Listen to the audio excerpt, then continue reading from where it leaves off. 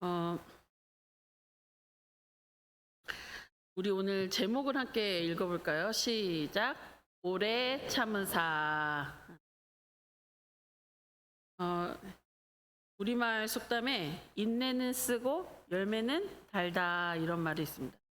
인내한다는 거, 오래 참는다는 게 얼마나 어려우면 인내가 쓰다고 했을까요? 근데 또 그 수고한 결과가 얼마나 또 값지면 그 열매는 달다 이렇게 표현을 했을까요? 그러니까 오래 참는다는 것은 굉장히 어려운 일이지만 그 열매, 그 오래 참음으로 인해서 얻어지는 결과는 너무나 값지다는 뜻이겠죠. 요새는 IQ, EQ, JQ가 뭔지 아세요? 잔머리 지수. 근데 이제 아이들의 EQ, 그 감정 지수 이런 것들을 중요하게 여기다 보니까 이제 이런 실험 같은 걸 해보는 거죠. 아이들에게 맛있는 이제 비스켓을 눈앞에다 두고 정말 하지 말아야 되는 짓이에요. 이런 실험은 하지 말아야 돼요. 먹을 것을 앞에다 두고 나 갔다 올 때까지 기다려라니. 근데 이제 아이들의 그 감정 지수를 좀 알아보기 위해서 그런 실험을 하는 거예요. 갔다 오면 갔다 올 때까지 기다리고 먹지 않으면 선물 줄게, 더 줄게. 그러니까 기다려 하고 이제 잠깐 자리를 비우는 거죠. 그렇지만 저 같은 친구들은 기다리긴 뭘 기다려 하면서 어떤 친구들은 처음에는 말씀을 하셨으니까 기다려야 되겠지 하면서 열심히 기다리지만은 중간쯤 되면 도대체 언제 오는 거야 하면서 또 이제 막 먹는 거예요. 그러나 어떤 정말 믿을 수 없는 친구들이 있어요. 정말 몇 안 되는 고귀한 친구들 끝까지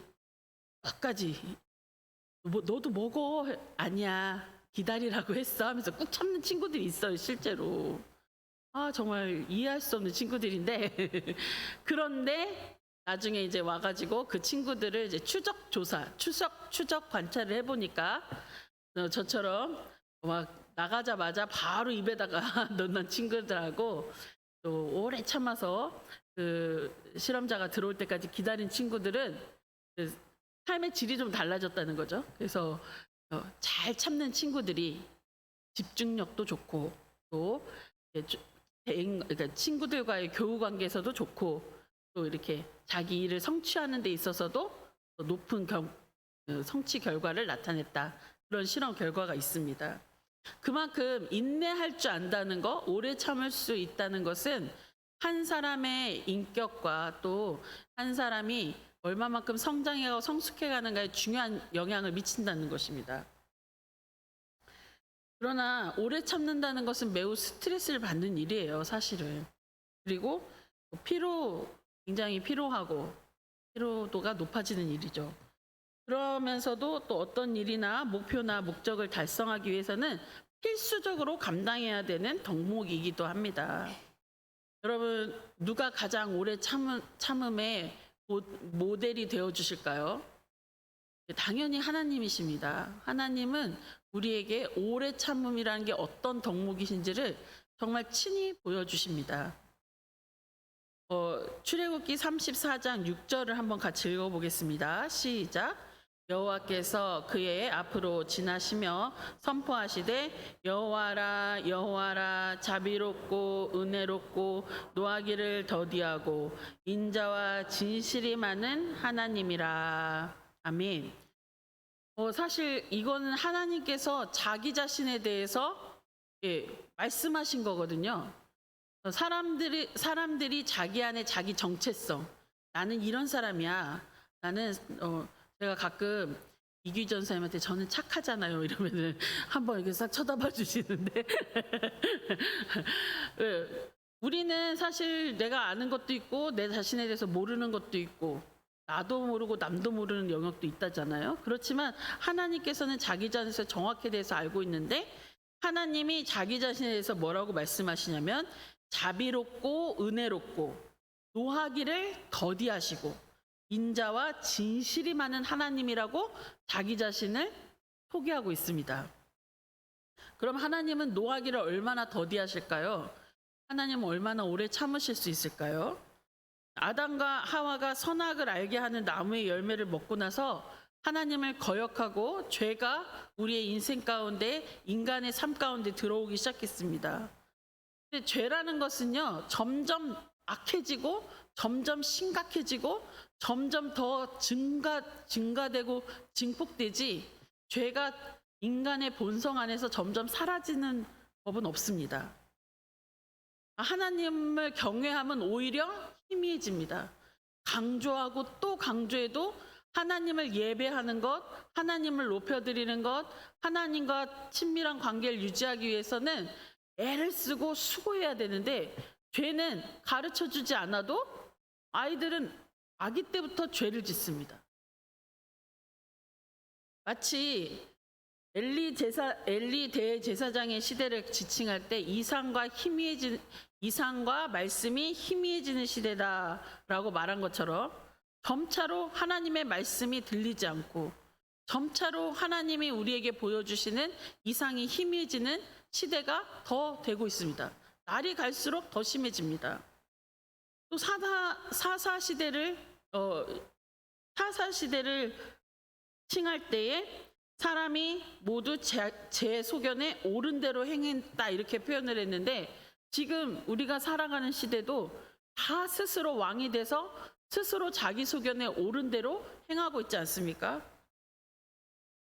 옛날에 가인과 아벨의 그 갈등, 예를 들어서 아벨이 하나님께 그 제사를 받아들여진 걸로 해서 화가 나서 자기 동생을 쳐 죽이고, 이런 것은 요즘에 아주 애교입니다. 요새는 너무너무 심각한, 인간이 상상할 수 없는 정도의 심각한 죄악들이 관영하고 있습니다.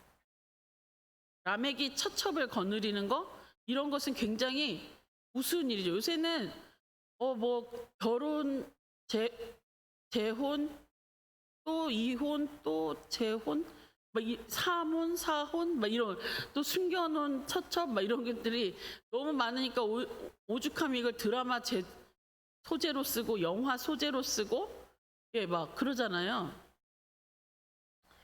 요즘 아이들이 하고 있는 게임이 얼마나 악한지 아십니까? 아이들의 게임을 보면 너무나 음란하면서 우리가 상상할 수 없는 세계관이라는 걸 만들어가지고 어른들은 이해할 수 없는 새로운 세계를 구축해요. 그 안에서 하는 일은 뭐예요? 싸우고 총싸움하고 사람을 죽이고 이러는 것들입니다. 하나님을 떠난 인간의 막장 드라마, 이런 것들이 지금 온 세상에 도처에, 우리는 지금 교회 안에 있고 하나님의 말씀을 듣고 막 개미만한 죄를 지어도 회개하고 가슴 아파하면서 하나님 앞에 막 다시 돌아오려고 애쓰니까 이런 걸 잘 모르는데, 조금만 눈을 돌려서 뉴스를 듣고 또 여러 가지 사회 현상을 보면은 너무나 심각한 거예요. 죄악상이 날이 갈수록 심각해요. 오죽하면 요즘 애들도 내가 어렸을 땐 말이야 이러면서 자기 동생들한테, 요즘 애들은 정말 쓸데가 없어 막 이러면서 애들도 그렇게 말을 할 정도로 세대 차이가 느껴지는, 그러니까 죄악의 관영이 점차 빨라지고 점차 강해지고 그런 시대를 우리가 살아가고 있는데도 하나님이 멸망시키지 않아요. 신기한 일입니다. 저는 가끔 이렇게 살다가 어느 날 갑자기 하나님이 오시면 어떡하지? 예수님이 다시 오시면 어떡하지? 이렇게 생각하는데, 제가 오늘 성경 말씀을 읽다가 보니까 조금 더 기다릴 수 있겠구나. 왜? 구원받지 않은 사람이 너무 많아가지고. 하나님께서요, 이만큼 노하기를 더디하시는 거예요. 근데 하나님이 죄에 대해서 죄를 향해서 돌파해 가시는 그 장면들을 가끔 성경에서 보잖아요. 아나니아 삽비라 이야기, 이런 것들을 보면은 하나님은 죄에 대해서 즉각 반응하시거든요. 이 세상에 이 어마어마한 죄에도 불구하고 하나님이 이 죄로 인한 심판을 유예하시면서 참고 계시다는 것은, 하나님은 어마어마한 스트레스를 받으시면서 어떤 면에서는 영혼들이 다 구원 얻기를 바라시면서 지금도 기다리고 계시다는 거거든요. 하나님은 이만큼 오래 참으시는 분이십니다. 그런데 사람들은 어때요? 사람들은 그런 하나님을 조롱합니다. 하나님은 없어. 야, 옛날부터 지금까지 세상이 이렇게 멀쩡한데 무슨 예수님이 재림하고 종말이 오고 심판이 있다는 거야? 이러면서 오히려 하나님을 조롱하고 심판에 대해서 말하는 우리 믿는 사람들을 조롱합니다. 더군다나 우리 성결교회는 전도 표제가 뭐죠? 중생, 성결, 신유, 재림. 예수님의 다시 오심을 바라보면서 날마다 우리가 그 하나님 앞에 서 있기를 호람데오 정신으로 살아가는 것이 우리 성결교단의 정신인데, 모토인데, 이런 얘기를 하면 사람들이 무슨 뜬구름 잡는 얘기를 하냐. 요새는요, 여러분 드라마를 보시면 아시겠지만 사람이 우리 기독교의 정신, 세계관, 가치관 어떤가요? 창조되었고 보존되었고 예수님이 다시 오시면 심판하시고 종말이 오는 것이죠.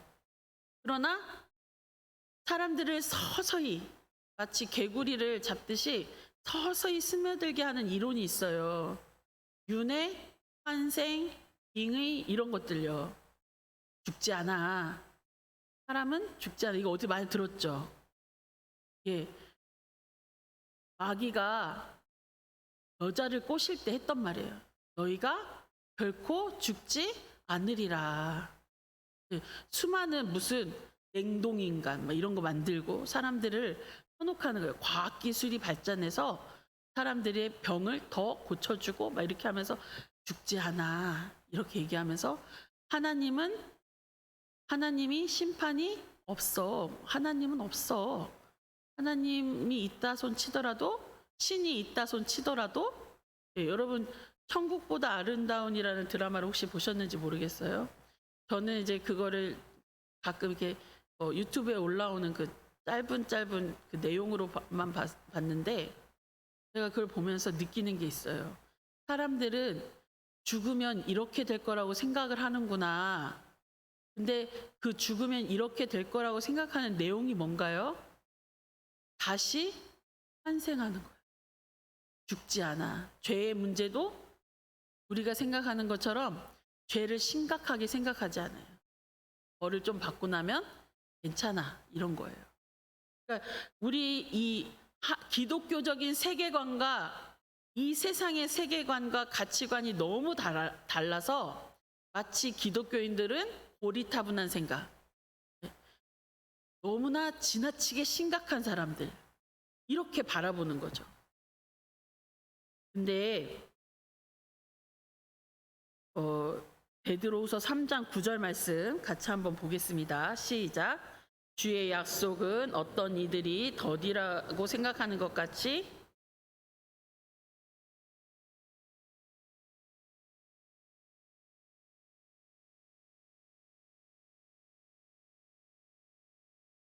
아멘. 하나님께서 참으시는 데는 이유가 있다는 거예요. 하나님께서 참으시는 것은 멸망시키고 싶지 않아서가 아니라 죄를 용인할 수 있어서가 아니라 모든 사람이 아무도 멸망하지 않고 모든 사람이 다 회개하고 구원에 이르기를 원하시기 때문입니다. 노아 홍수 후에 하나님께서 약속하셨어요. 무슨 약속을 하셨죠? 내가 다시는 세상을 물로 심판하지 아니하리라. 하나님이 오래 참으시는 중에 물로 심판하시고 나서 후회하셨어요. 그래서 다시는 물로 심판하지 아니하시겠다고 하셨어요. 그러면 우리에게 심판이 없을까요? 심판은 반드시 있습니다. 베드로후서 3장 10절 말씀 같이 한번 읽어보겠습니다. 그러나 주의 날이 도둑같이 오리니 그날에는 하늘이 큰 소리로 떠나가고 물질이 뜨거운 불에 풀어지고 땅과 그 중에 있는 모든 일이 드러나리로다. 아멘. 그럼 하나님의 심판이 임하기 시작하면 아무도 그 심판을 막을 수 없어요. 그 심판 가운데 살아남을 수 없어요. 천국보다 아름다운에 나타나는 죽어서 심판을 받았는데 그렇게 행복할 수가 없어요. 여러분 그런 모습에 속으면 안 돼요. 제가 이런 말을 하면 우리 조카가 이모 제발 드라마는 드라마로 보세요 이런데 저는 드라마가 드라마로 안 보이고 세상 속에서 우리 그리스도인들이 저기에 속지 말아야 된다 막 이렇게 보이거든요. 여러분 계시록 22장 20절 말씀도 한번 보겠습니다. 시작. 이것들을 증언하신 이가 이르시되 내가 진실로 속히 오리라 하시거늘 아멘. 주 예수여 오시옵소서. 여러분 예수님은 속히 오실 생각이세요. 그런데 하나님께서 속히 오시기를 참으시는 이유는 잊지 마십시오. 아무도 멸망하지 않고 모든 사람이 회개하여 구원에 이르기를 원하시는 그 열망이 더 크기 때문에 지금 이 심판을 유예하고 있을 뿐이라는 사실입니다. 그러기에 우리도 이 마땅히 하나님의 오래 참으심을 본받아서 우리의 삶 가운데 인내함으로 오래 참음으로 열매를 맺어야 합니다. 이스라엘 땅은 석회질이 많아서요. 비가 오지 않으면 시멘트처럼 딱딱해집니다. 우기가 되어서 비가 내려야 땅이 부드럽게 되어 농부가 밭을 기경하고 씨를 뿌릴 수 있습니다. 농부는 비를 기다리며 인내를 배웁니다. 수고하고 애쓸지라도 열매를 맺게 하시는 분은 하나님이심을 믿기 때문에 오늘 눈물로 씨앗을 뿌리러 나갈 수 있는 것입니다. 여러분 우리의 인생도 때로는 이스라엘의 그 메마른 땅처럼 간조하고 황폐하게 느껴질 때가 있습니다.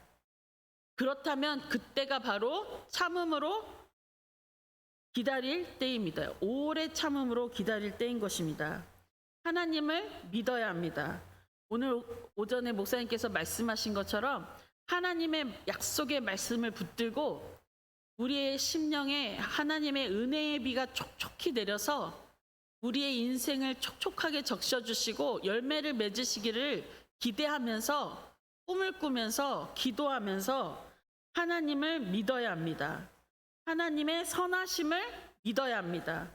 우리의 인생이 이 세상에 어떤 운명론이나 무의미한 순환의 고리에 갇혀있는 그런 인생이 아니고 하나님께서 우리 한 사람 한 사람을 정말 섬세하게 계획하시고 이 세상에 보내실 때에 하늘에 속한 모든 신령한 복으로 우리에게 복 주시면서 이 세상을 정복하고 다스리도록 보내주신 분들이라는 것을 기억해야 됩니다.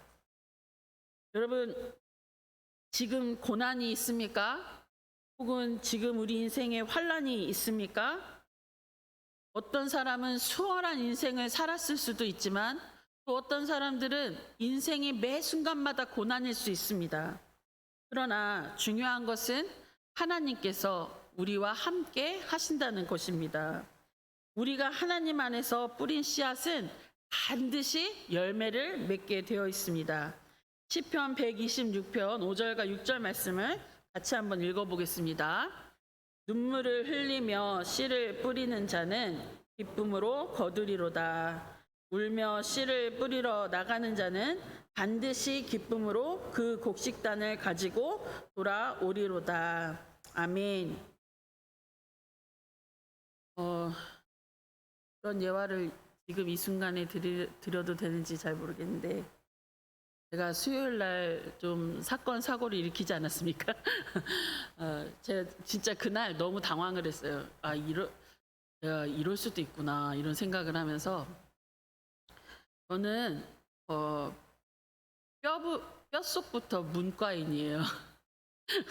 제가 어렸을 때부터 가만히 이제 왜 가끔 자기 인생을 돌아보잖아요. 생각해 보면 문과적인 소양에 있어서는 굳이 그렇게 막 공부를 많이 안 해도 될 정도로 소양이 아주 이러면 안 되죠. 말해놓고 나니까 내 자랑 같은데. 그랬어요. 그냥 그게 은사인 거죠. 은사. 하나님이 주신 은사.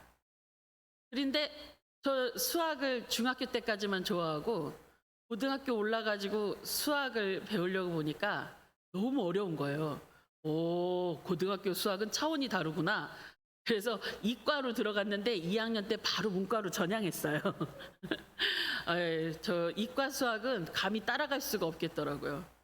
일단은 말이 이해가 안 돼요. 한글로 써 있는데 인테그랄이 뭐야? 막 이러면서 무한대로 왜 가야 되지? 막 이러면서 수학을 이해를 못하니까 수학이 너무 재미없더라고요. 저 수학 선생님이 꿈이었는데 신기하죠?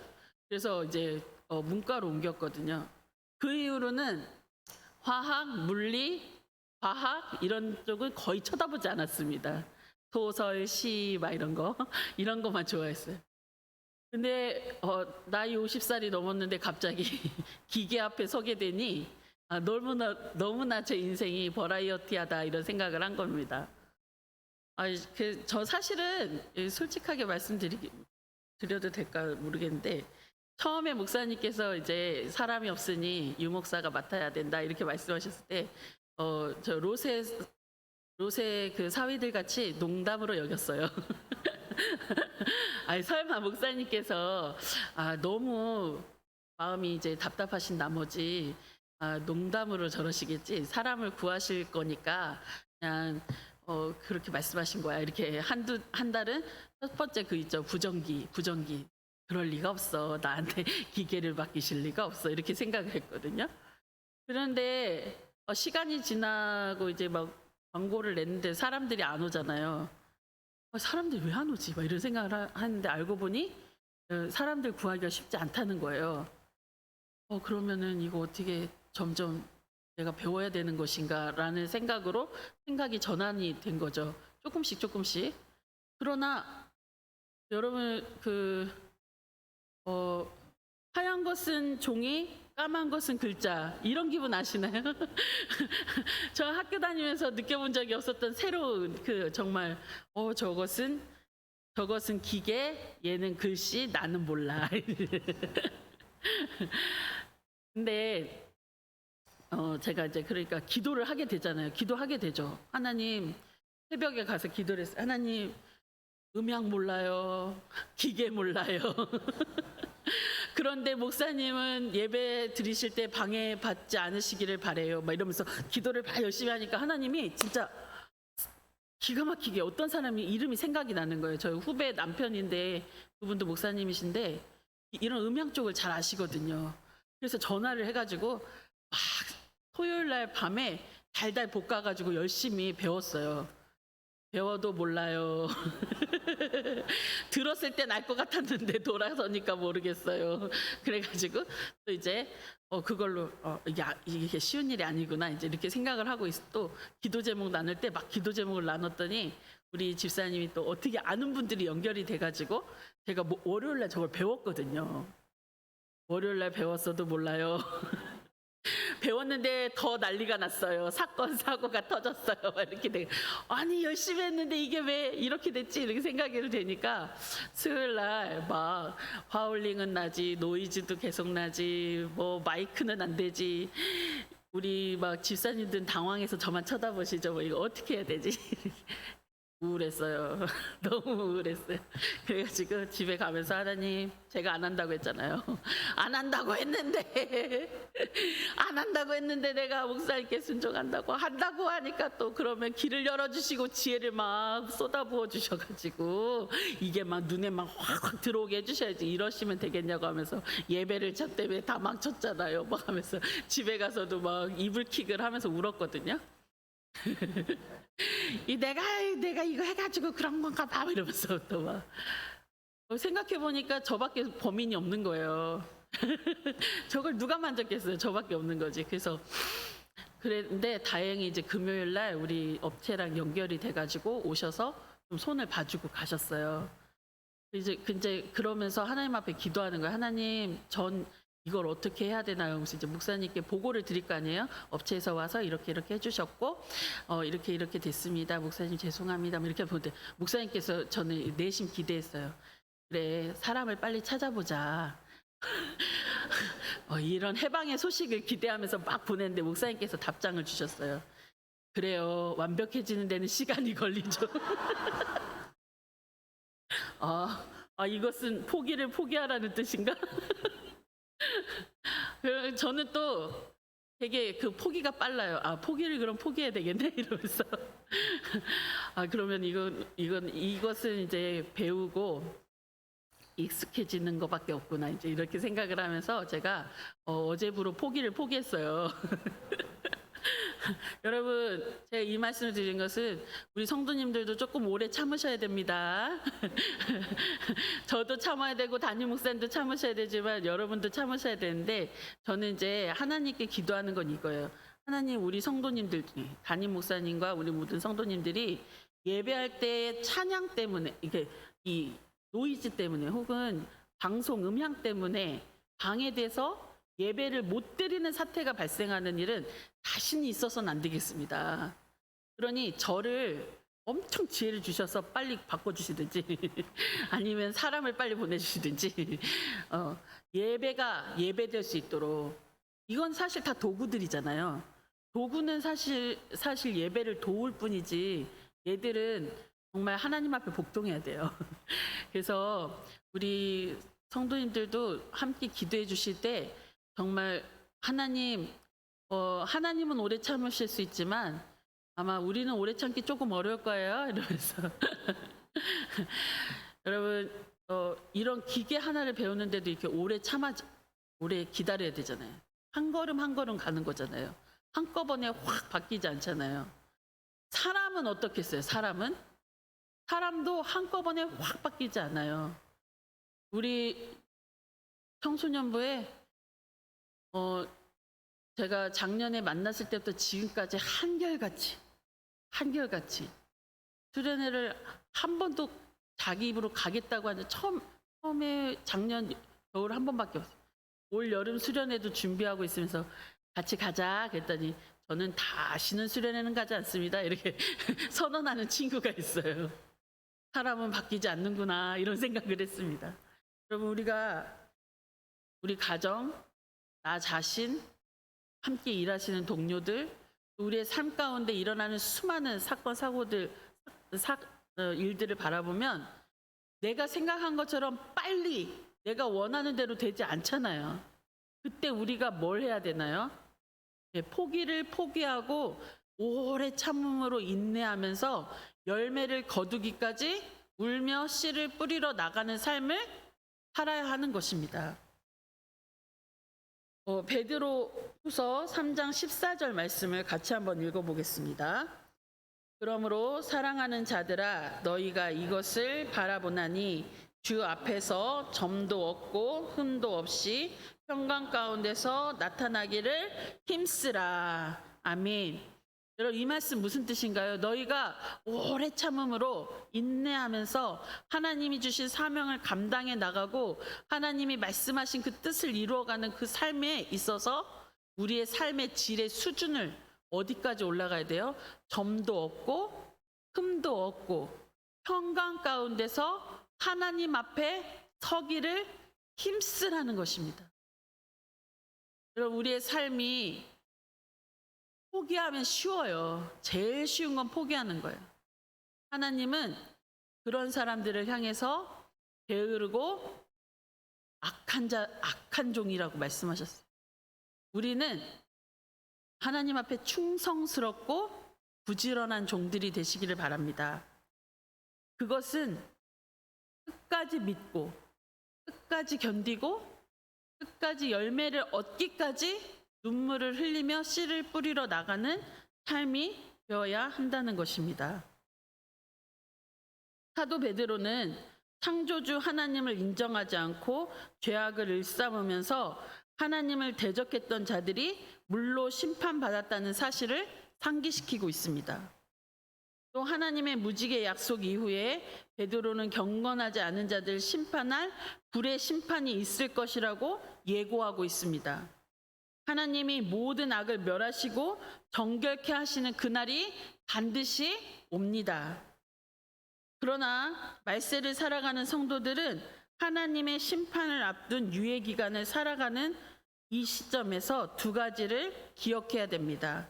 첫째는 주께는 하루가 천년 같고 천년이 하루 같다는 사실입니다.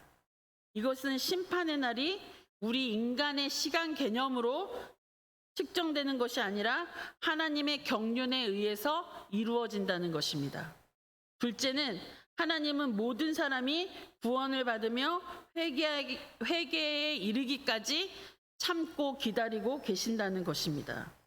그래서 우리의 삶도 하나님 앞에서 이 하나님의 뜻, 하나님의 계획, 하나님의 소원에 함께 집중해야 됩니다. 우리 자신을 향해서는 흠도 없고 점도 없고 평강 가운데 살아가기를 힘쓰면서, 또 우리 외부를 향해서, 나의 이웃을 향해서, 가족을 향해서, 동료들을 향해서, 친구들을 향해서는 어떻게 해야 되나요? 그가 속히 회개하고 구원에 이르기를 힘써서 복음을 전하고, 만나면 사랑해주고, 만나면 그리스도의 형상을 나타내 주셔야 됩니다. 여러분, 우리가 하나님 앞에 나아갈 때 점도 없고 흠도 없이 평강 가운데 거하기를 힘쓰려면요, 하나님 앞에 기도할 때 죄가 있으면 반드시 회개해야 됩니다. 상처가 있으면 하나님 앞에 치유를 받으셔야 됩니다. 용서할 사람이 생각나면 즉시 용서해야 됩니다. 용서라는 것은 하루에 70번씩 7번이라도 족하다고 하셨습니다. 상처가 또 화해할 수 있다면 찾아가서 화해를 이루셔야 합니다. 예수님께서 말씀하시기를 너희가 땅에서 매면 하늘에서도 매일 것이요, 너희가 땅에서 풀면 하늘에서도 풀리리라 하셨습니다.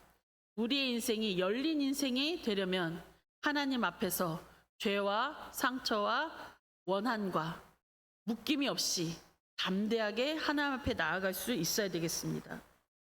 근데 왜 힘쓰라고 하셨을까요? 힘이 드니까 힘쓰라고 하신 것입니다. 쉬운 일이 아니기 때문입니다. 여러분, 거룩하고 화평한 삶을 쫓는 일은 쉬운 일은 아니지만 반드시 복이 있습니다. 상급이 있습니다.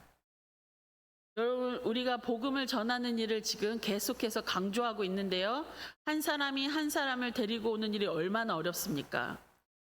전도를 그렇게 많이 했는데도 보세요, 한 명도 안 왔잖아요. 예수님도 75%는 떨어져 나갈 것이고 25%만 남는다고 하셨잖아요. 그죠?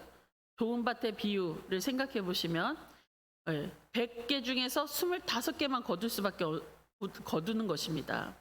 그렇기 때문에 우리는 계속 뿌려야 되고, 또 열매를 맺기까지 포기하지 않아야 하는 것입니다. 우리 요한복음 3장 18절 말씀 한번 같이 읽겠습니다. 시작.